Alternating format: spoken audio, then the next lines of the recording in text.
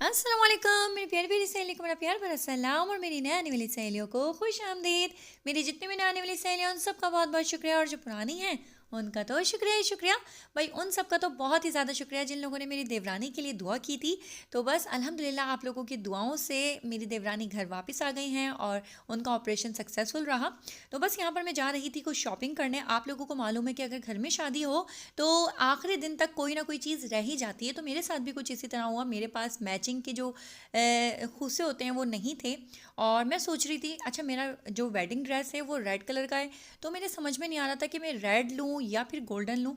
तो बस मैं थोड़ी सी कंफ्यूज थी। तो मैं यहाँ पर आप लोगों को ये जो दो दिखा रही थी शूज़, इनमें से एक मैंने लिया है, लेकिन कौन सा लिया है ये मैं आपको शादी वाले दिन ही दिखाऊंगी, क्योंकि यार फिर मज़ा नहीं आएगा। फिर मैं वेडिंग में दिखाऊंगी क्या, क्योंकि आप जानते हैं कि आपकी सामने तो आती नहीं। तो शूज़, कपड़े और ये सारी चीज़ें दिखाऊंगी बस। तो वही देख के आप लोग खुश हो जाना।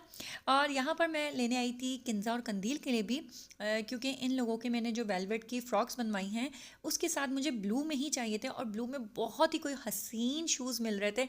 लेकिन भाई रज़ा जो है ना, टिपिकल जो मर्द नहीं होते उस किस्म के हैं कि उन्होंने कहा कि नहीं क्या मैचिंग मैचिंग के चक्करों में पड़ रही हो, फिर वो एक ही ड्रेस पे काम आएंगे। ऐसी कोई चीज़ ले लो जो हर सूट पे काम आ जाए। तो जाहिर सी बात है ब्लैक तो ऑलराउंडर होता है। तो रज़ा जो है ना ब्लैक के पास गए और उन्होंने कहा कि ये वाली लो। अब भाई आप लोगों को मालूम है कि मैं मशरक़ी औरत इतनी भी मशरक़ी नहीं हूँ, लेकिन ना बाज़ार जाने के बाद है ना मेरा दिमाग इतना कोई काम नहीं करता। तो मैं जो है ना अपना दिमाग कम चलाती हूँ, और जो दूसरा कोई मुझे आइडिया देता है तो उनकी मैं ज़्यादा सुन। बस अभी हम लोगों ने शूज़ ले लिए हैं, बाकी आगे आपको मैं दिखाती हूँ कितना रश हो रहा है यहाँ।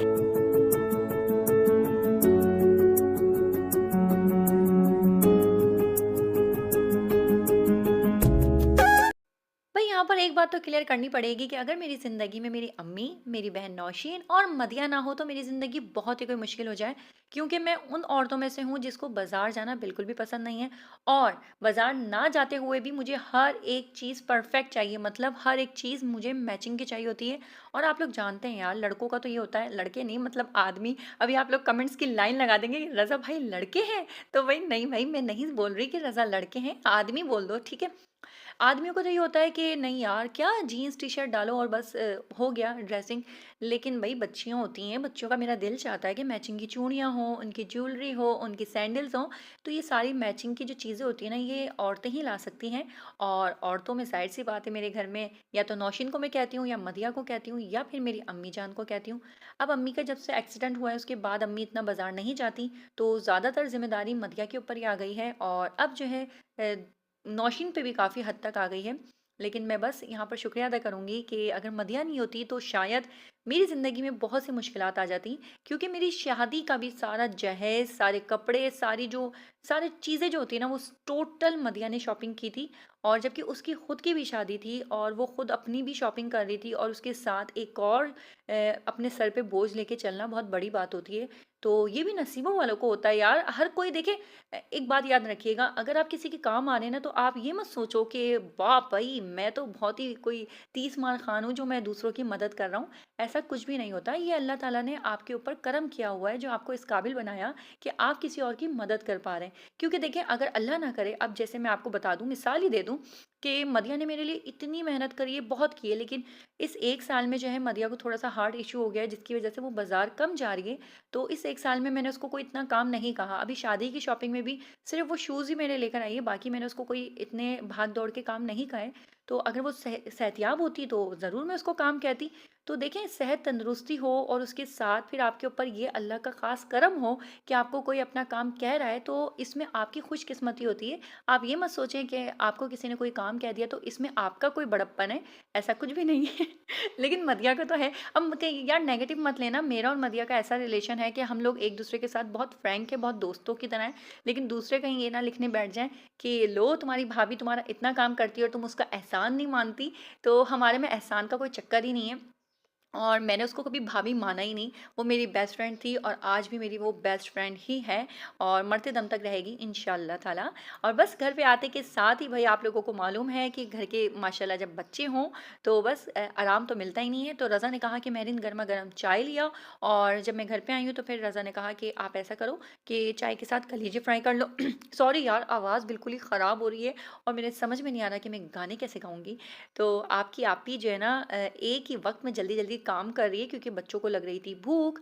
बच्चे स्कूल से आए थे, उसके बाद मैंने इनको खाना खिलाने के बाद मैं चली गई थी शॉपिंग पे। जब मैं वापस आई हूँ तो शाम के टाइम पे फिर ये होता है कि कोई स्नैक्स वगैरह बना दो या फ्रेंच फ्राइज़ वगैरह बना दो बच्चों को, तो बच्चों का सही रहता है। लेकिन शाम में पता है मैं इतनी थक गई थी कि मेरा दिल नहीं चाह रहा था कि मैं कोई एक्स्ट्रा काम करूँ, तो मैंने सोचा डायरेक्ट जो है ना आप सालन रोटी बनाओ और बच्चों को रोटी दे दो और 8 बजे सुला दो। तो बस मैंने यही किया कि जल्दी-जल्दी जो है मैंने आके अपने लिए और रज़ा के लिए चाय बनाई और बच्चों के लिए मैंने जल्दी से कलीजी फ्राई कर ली और बस उसके साथ चपातियाँ और एंजॉय किया।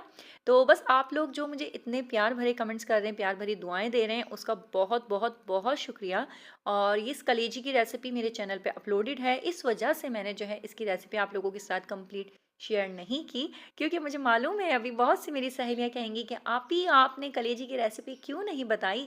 तो मैं लिंक डिस्क्रिप्शन में दे दूंगी, अगर आपको ये रेसिपी बनानी है तो आप लोग वहाँ से देख के और बना सकते।